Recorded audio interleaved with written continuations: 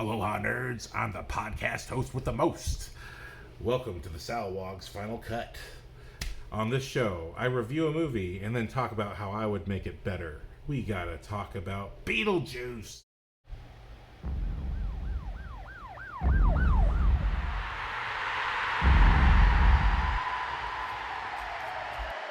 It's podcasting time.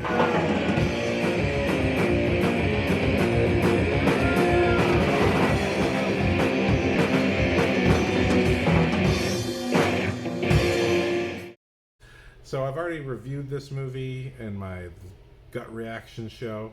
But here's how, for those of you new to the show, this is a new show. Welcome to Final Cut. On this show, I talk about how I would make the movie better. But it's not like, I don't just get to say, well, I need 25 minutes of an action sequence to make this movie better. No. There's rules, okay? I look at this movie as if it came to me in its final form, and the studio or the director was like, I don't know what to do. I know this movie can be better, but, I only have 2 reshoot days and 1 week of editing. What the heck would you do to make it better? That's what I would do. I try to look at this as pragmatically as possible. If I could have any set and any actor, but I only have 2 days to shoot, how would I make this thing better? So, today we're looking at Beetlejuice. I've already reviewed it on my show, Why It's Great Gut Reaction. So, just to make things shorter, here's that review. Previously on TheSalawag's Why It's Great Gut Reaction. Beetlejuice, Tim Burton's latest and greatest. Awesome time. I think, spoiler free, Beetlejuice returns and wreaks havoc like he likes to do. But we also get a newcomer to the Beetlejuice franchise. Monica Bellucci, Jenna Ortega from Wednesday. Most of the cast is back. What starts off the premise of this movie is the death of Lydia, played by Winona Ryder from the first movie. She's back. Her father, played by Jeffrey Jones, that character dies prior to the start of this movie. And so everyone is coming back to the old house from the first Beetlejuice in order to celebrate the father's passing, or to mourn the father's passing, and get into all the hijinks of Beetlejuiciness. So on the whole, I enjoyed this movie. I think I enjoyed every individual scene. I felt like the organization and editing of the movie felt a little weird to me. I can't exactly put my finger on it, although maybe I will try. But I thought, Beetlejuice was Michael Keaton's performance as Beetlejuice was A+, perfect. I mean, this dude is back. I mean, even better than him coming back as Batman. He was just spot on as Beetlejuice. Every time Beetlejuice was on screen, I was enjoying it. Something to look forward to is Beetlejuice's flashback. We get a flashback into how Beetlejuice became Beetlejuice. And that segment of this movie is so funny. It's shot differently. That's all I'll say for the spoiler free. It's shot differently from the rest of the movie. And we get another sequence that's also shot differently from the rest of the movie, but this one I thought was very special, very old filmy, a very particular film that I've never seen, that Red Letter Media, because they're actual cinephiles, they've seen it, so you gotta go check out their review to find out what that is. I love Beetlejuice's flashback. It's kind of like one of the highlight scenes. Monica Bellucci's arrival, I've heard this from other reviews, also one of the something to look forward to. I really liked Jenna Ortega's part in the movie.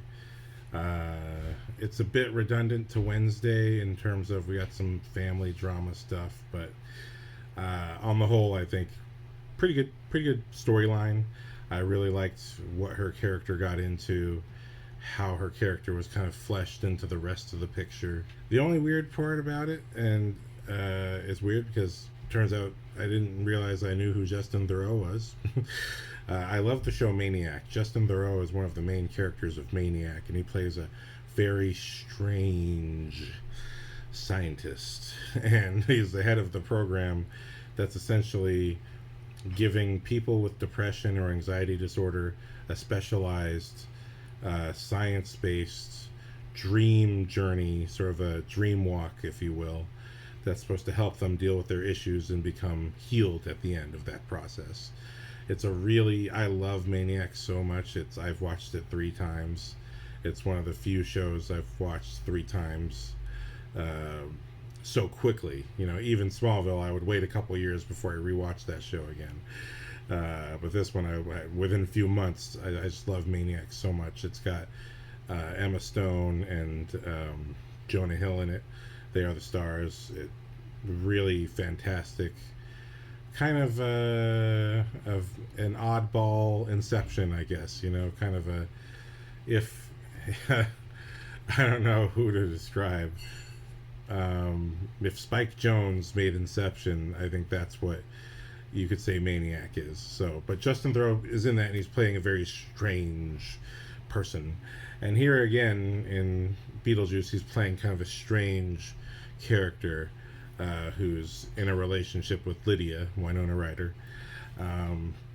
That's the only spot I felt was a little strange, but then as the movie went on, I kind of understood more, like, hey, what his character is there for, and I was like, okay, how it all concludes. It's like, I was satisfied with all the conclusions of everything. On the whole, I thought Beetlejuice, just in each, although, like I said, I felt structurally, it felt a little funky to me. But I think on the whole, I was happy with every single scene that happened in the movie. And then I had actually not watched Beetlejuice again before watching Beetlejuice. I happened to watch Beetlejuice, the first one, afterward. And I realized I appreciated just the simplicity. I think what was in my head is always the simplicity of the storytelling of the first movie. It's just so straightforward. It's literally one thing leads to the other. I thought I really missed that form of storytelling. It's like Star Wars. We're introduced to the droids talking to Leia, then we follow the droids lead us to Luke. Every character leads us to the next character. We're not just going back and forth. And there's a lot of going back and forth between characters right up front in this movie that, to me, I mean, no offense, because the writers of this movie are also the creators and writers of Smallville, one of my favorite shows of all time. But things like that, cutting back and forth between characters so quickly, to me, feels like a TV show, not like a movie. I do feel a movie should be entirely experience-based. I think there was a lot of dialogue explaining things rather than visuals and storytelling doing it, which I think, when you make a movie, you gotta really ask yourself, does every single line of this dialogue need to be in the movie? But this is me saying that judgment to literally my favorite filmmakers.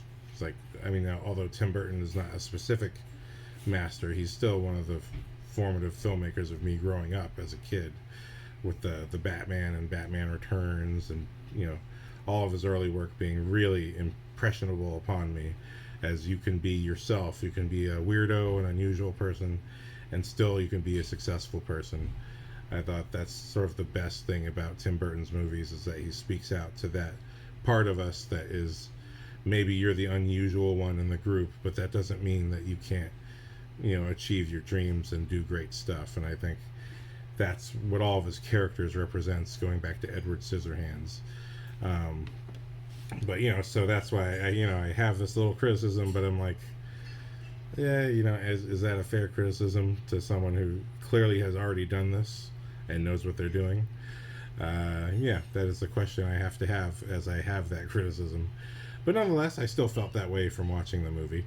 But that being said, I do have to just say, hey, this is Tim Burton, Alfred Goh, and Miles Millar. These are people who may have made things that I love absolutely. So I just have to take my own criticism with a grain of salt, and recommend that you watch the movie and just forget my criticism, not for some kind of fan servicey reason, but just because. Go see the movie and think for yourself and decide for yourself. Do you care? Do you think anything's off? Because if it's not off for you, then my criticism means nothing.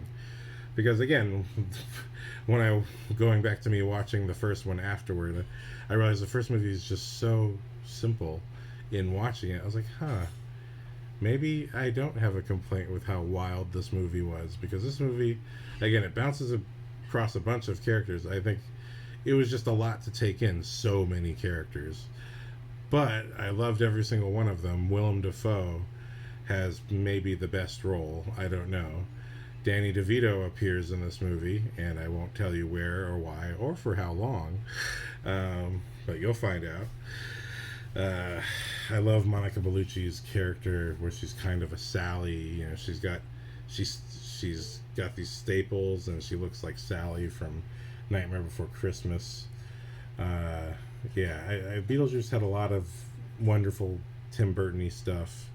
A lot of practical live action stuff. It's really wonderful to see, because this is one thing that I think is a fair criticism of filmmakers, and I don't blame them for doing it, because already they are the ones who set the precedent. But you know, when you grow up on movies where everything does its best to be in live action, like Jurassic Park and all that stuff, and then all of a sudden movies become very computer animated. You know, part of what makes the live action work is that it blends with the CGI so well, if it's done right. You're not thinking about, well, how did they do that? You're thinking, how did they do that, as opposed to knowing how they did that. But, you know, what's beautiful about Beetlejuice, and I believe there was an interview from Michael Keaton saying, you know, we got to keep it practical, because that's what people remember about the original movie being so special. And if that interview is true, then I'm glad that Tim Burton took the note, or however it came down, because all the practical effects, especially the one in the trailer, even though it's like a legacy throwback sequence, there's still something wonderful about seeing just the practical effect of, oh, you didn't use his face and use a bunch of CGI to scare us. You still cut to the back of his head where you only see the tendrils and weird things come out of his face from the back and the side. You don't actually see what it is, but you get the reaction of other people going, oh my God, that's the most horrifying thing I've ever seen. You know, that was really wonderful to go back to that.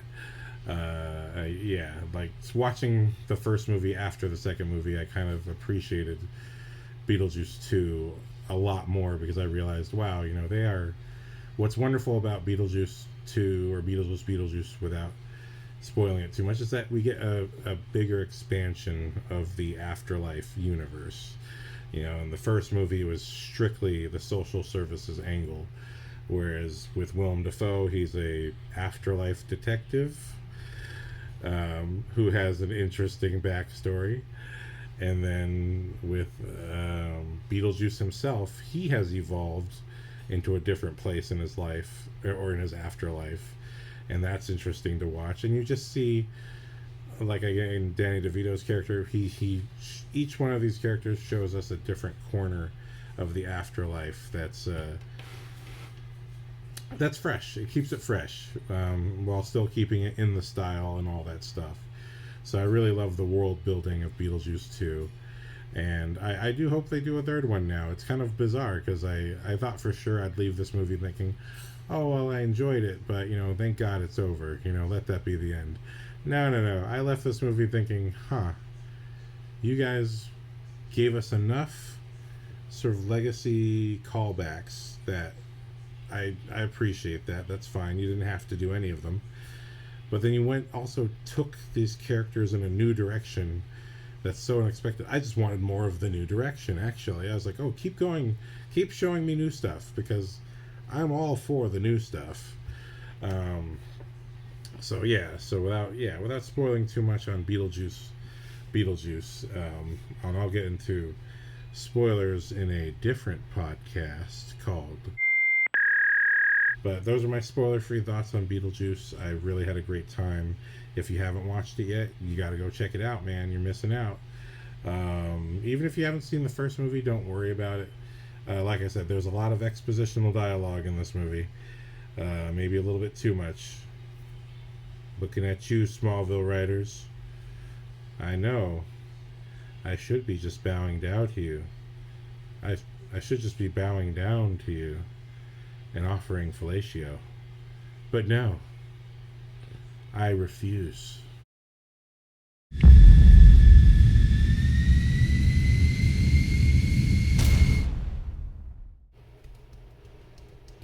And we're back.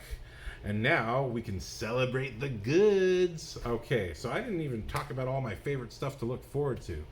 Damn, you know what? One of the things I forgot to say for scenes to look forward to.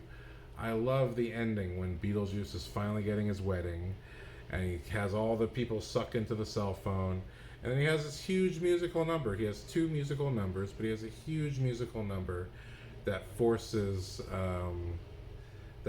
Jenna Ortega and Catherine O'Hara to dance. I love that part.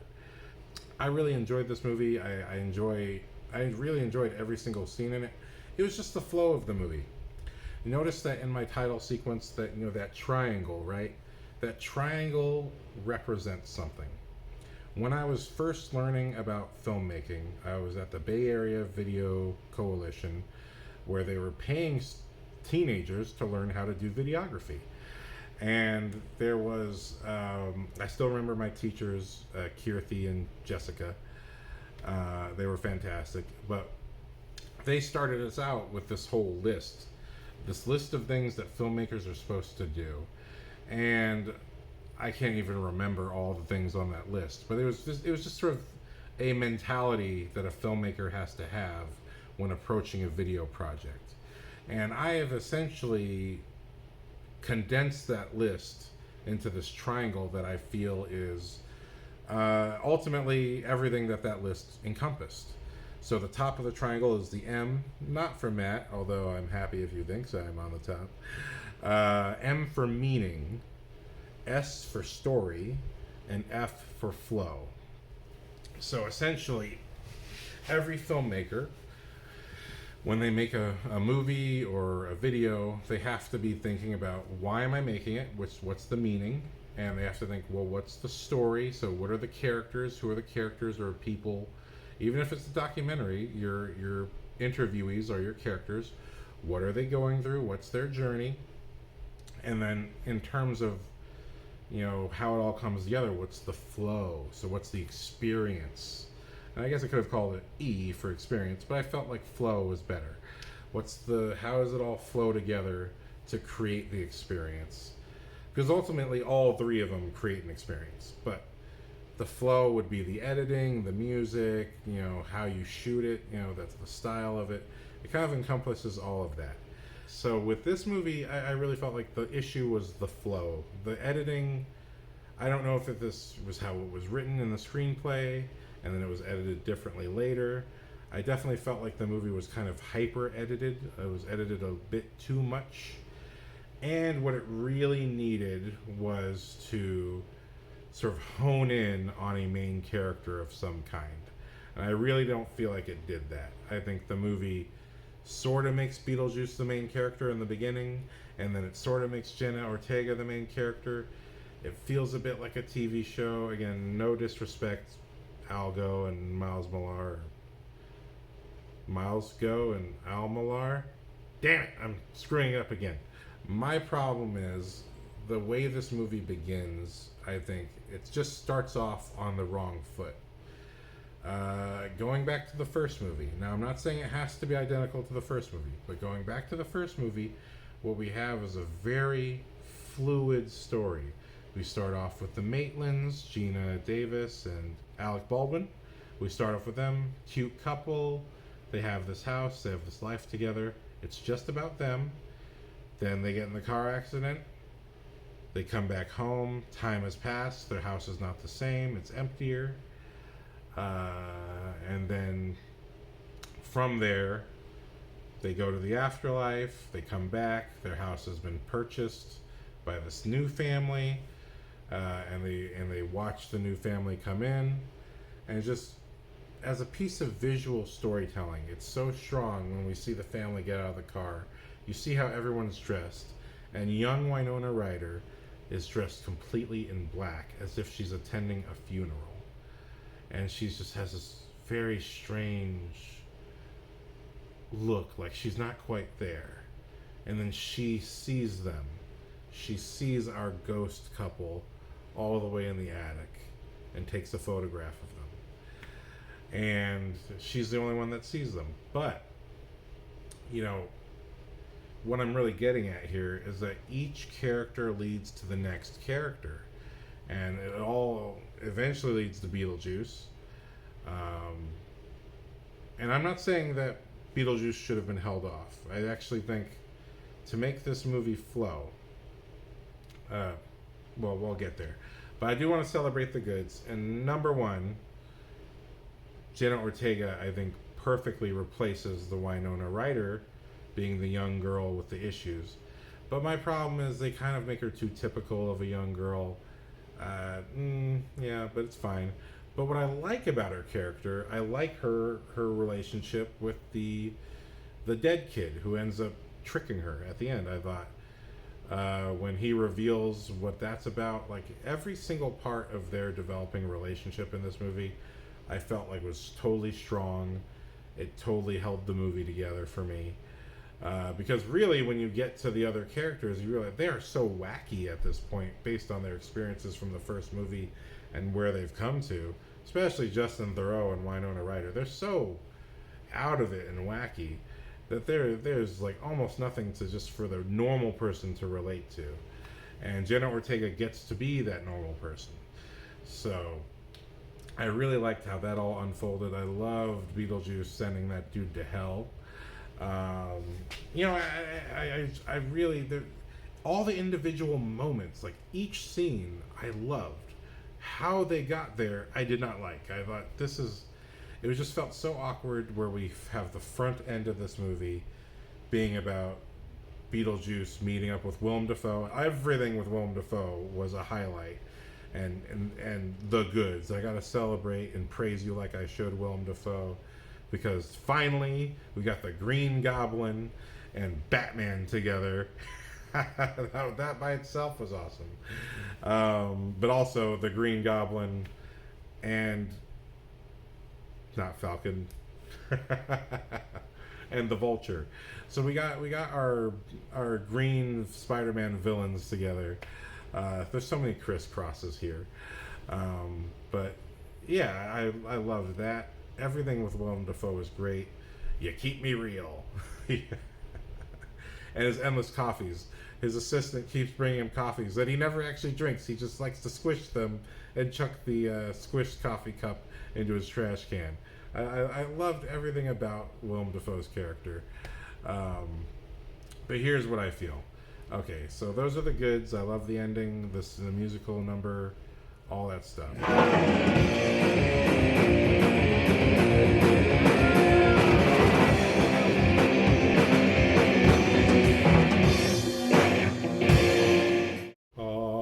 The ultimate armchair critic moment. So, with that in mind, here's what I would do. Remember, I can't just ask for 15 minutes of movie. Whatever I want has to be solved with editing, or it has to be done with 2 days of shooting. But okay, so let's say this movie is how it is, and Tim Burton and company come to me for some reason. For some reason, they think I'm the right guy to come to. And they say, hey, man, you know what? This is where the movie's at. Something's off about it. I don't know what it is. We've been working on it real hard, but what should we do to make this movie the best it possibly can be? And I do feel like most of it is there. It just requires a little bit of re-editing. And I would really come at it with a choice, because I love the Monica Bellucci stuff. But her scenes are completely redundant. So, what I would do, just to change this up, I would just shoot a couple small scenes, and maybe some quick voiceover. But I love the scene where we see Beetlejuice at work, and he's in charge of all the Bobs. Well, they're not all Bob, but I don't know what they are, so I'm calling them all Bobs. And he's looking at Winona Ryder, but I thought this scene was too short. I would lengthen that scene, and I would put that at the front of the movie. And first of all, I did love being in the beginning of this movie, and we do have that kind of throwback title sequence with the music and going over the town. But I didn't like how it kind of intercut with the fake town from the first movie. I thought, I don't know if that's really working for me. It was kind of like that opening being that way set up my exact feelings for how the whole movie would end up being. I thought the movie kept getting better as it went, but just structurally it was getting worse. So I would say either before the title sequence or right after the title sequence, start off with Beetlejuice, start off with him in charge of everybody, and then really show how his job works. So just beef that up a little bit. What exactly, we get that out of the scene, but what I would have is, he brings up Lydia, and I would enhance that speech first, because there's the great scene in the first Beetlejuice where he talks about how much he loves The Exorcist, and I've seen it 147 times, and it gets better every time. You know what I mean? So I would have something similar. Like, I felt like his dialogue in the early scenes of this movie were not Beetlejuicy enough, and I would have him when he's talking about when you see him running the place, have that be the opening. Have him, or actually no. How the movie begins is with that guy dying, and then he goes to the afterlife, and it leads to Danny DeVito. And our first introduction is really Monica Bellucci. But what I would do instead, have that guy die. Have him go through the whole afterlife process, and have him and have him do the same thing with the witch doctor that gets his head shrunk, and then have that be the thing that leads him to Beetlejuice's office where he works for Beetlejuice. Have a complete flow. So we do a super fast, where we essentially sum up the first movie, but have this be our introduction to where Beetlejuice is now. And now he's in charge of this little office, and now this guy with this freshly tiny head has to do all this work. And he's like, I don't get it, and it's like, well, bub, you're gonna have to figure it out, and have this be a reason for Beetlejuice to sort of look at himself and go, I bet you wonder how I got here. Well, it all started, and have him actually put the flashback here. And have him literally show how it all started out. Well, I fell in love, and have the introduction of Monica Bellucci be the flashback, so that now we're waiting for her to actually show up again. Have the flashback here, where he's just kind of explaining to the newbie how he became the head of this little company in the afterlife. Well, it all started, I was just humble, and then we go into the French movie or the Italian movie. I was just a humble grave robber. Put the flashback there, and then continue that where we show some footage from the first Beetlejuice, and then I met the love of my life, and then she also kicked me out. But I didn't stop there. I decided, hey, if I'm going to be in the afterlife, might as well run a business. Why do all the scaring by myself? And end with him revealing that he still has this photograph of teenage Lydia. And even though it's been 30 frickin' years, I still love you, baby. And you will be mine. Oh, yeah, you will be mine. So I would just beef up his introduction, connect it with that. Connect the French guy dying, have him go through the afterlife, get to that. And that by itself could be a whole day of shooting, just that. But start off with Beetlejuice, so that we have something to wait for. We have a whole, by summarizing the first movie through this new guy's experience, but his experience takes him to working for Beetlejuice, and then beefing up Beetlejuice's first scene, where we really understand how he is the boss of these people, and then have him trying to impress the newbie with his flashback story. I bet you wonder how I got here, because basically that does happen, but it's a completely separate scene. And I just feel like starting off with Monica Bellucci's flashback, I think, is more interesting than starting off with her limbs coming together, only because everything that happens with her later makes no sense. Or it's just redundant. It's just a redundancy. So if you're going to keep that as it is, I think we need to start off with Beetlejuice, put the flashback in there, really give him a beefy opening, and then that is what either leads to the title sequence or is what follows the title sequence that then leads to the rest of the movie. because I think we really need to just see who he is, how he's doing, and see that he's still obsessed with Lydia. I don't like introducing him through the Lydia flashes. I thought that was very cheesy. I hate when movies and TV shows do that. I think it just, I know why they do it. It's a mental thing. But it just, to me, it doesn't work. So, to me, the solution to that is just start off with the character we're all waiting to see anyway. Start off with him, and then get to the rest of the cast. But again, what I would change here is when we introduce the rest of the cast, let's start off with Jenna Ortega. And so our second day of shooting is fleshing out her normal life.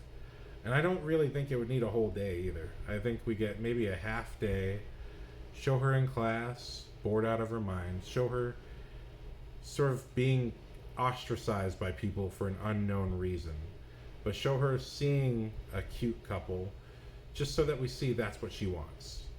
I think that's something that when they do Batman movies, there's something sort of left out. I think that they kind of do in Batman Begins, where you see when Bruce Wayne comes back from his 7 years of learning how to be a ninja, and he sees Rachel Dawes kiss the DA. That's that one little moment of, oh, she's got someone. Okay, all right, okay.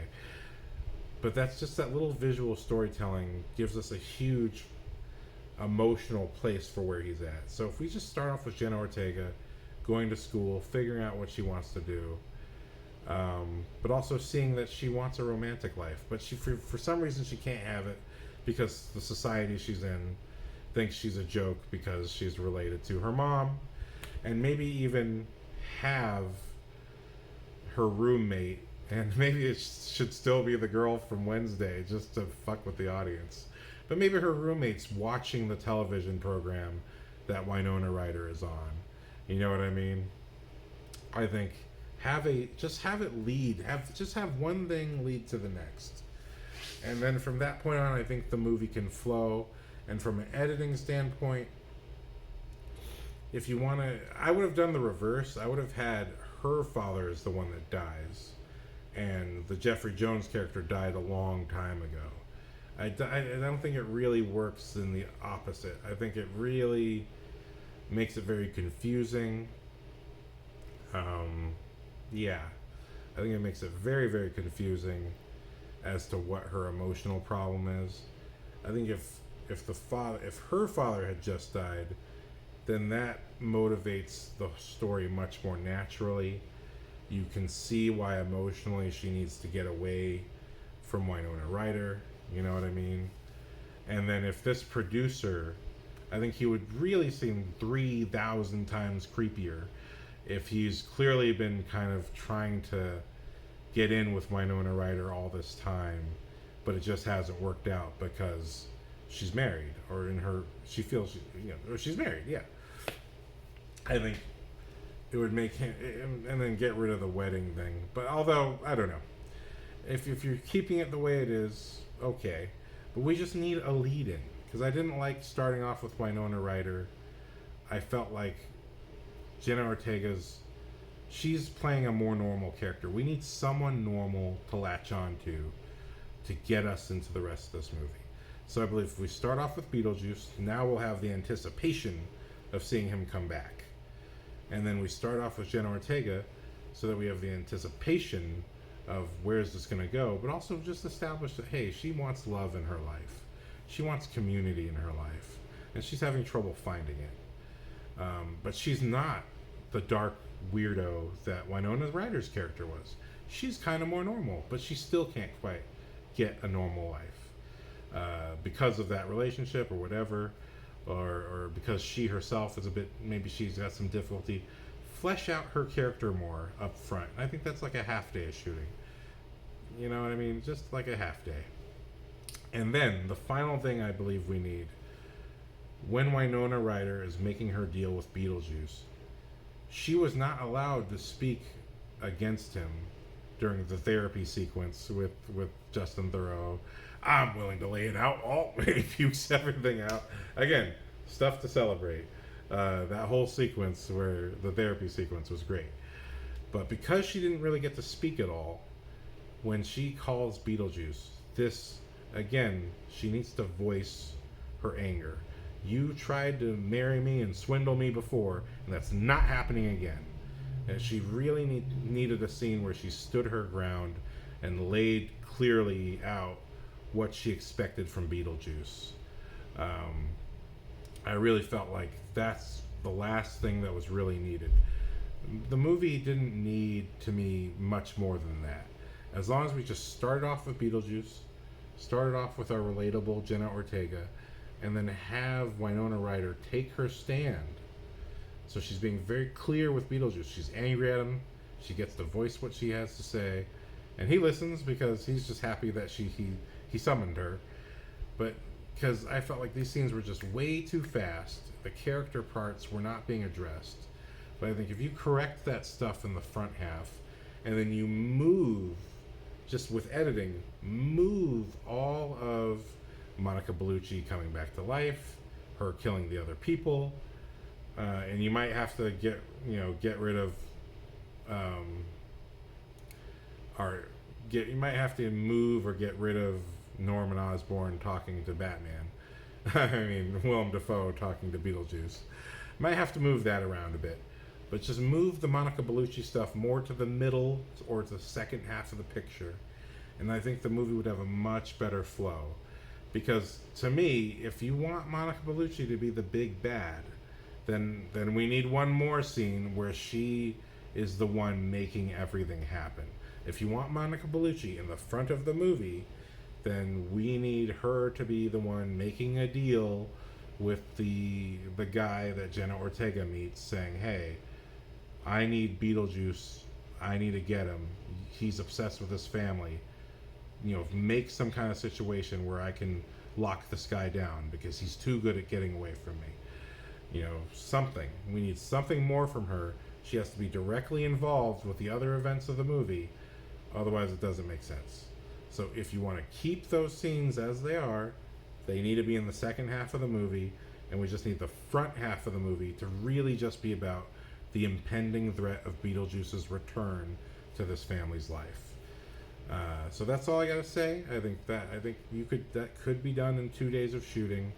Just beefing up, fleshing out Beetlejuice's beginning, starting off with all of that afterlife stuff, fleshing out Jenna Ortega's character, because I think everyone else is fleshed out enough. But Jenna Ortega being our new character, I think she should have been the beginning focus, just to get us into the movie. We need to start with someone who's our baseline of normality, so that we can have something to judge the weirdness off of. We can't start off fully weird, otherwise we have nowhere to go. So that's what I gotta say. That's what I think would make the movie better. I still really enjoyed it. I can't wait to watch it again when it's on streaming, because I just, again, everything Michael Keaton did made me laugh. I loved it. I still really love that flashback sequence. It's probably my favorite part of the movie, alongside the huge dance number at the end. I'm even okay with them copying the ending of the first movie, as long as if they just beefed up the front just to be a bit smoother, to have a better flow. I think that would have been a better movie. With that being said, that's all I got to say on Beetlejuice. Tim Burton, great job. I'm really glad there was so many practical effects. I was very happy about that. And yeah, let me know what you think. Do you think these scenes would make the movie better?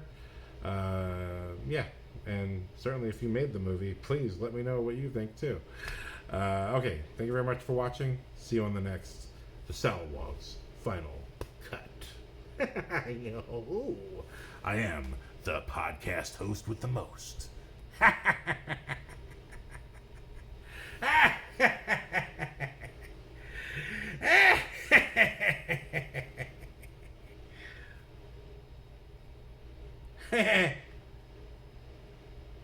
Bye.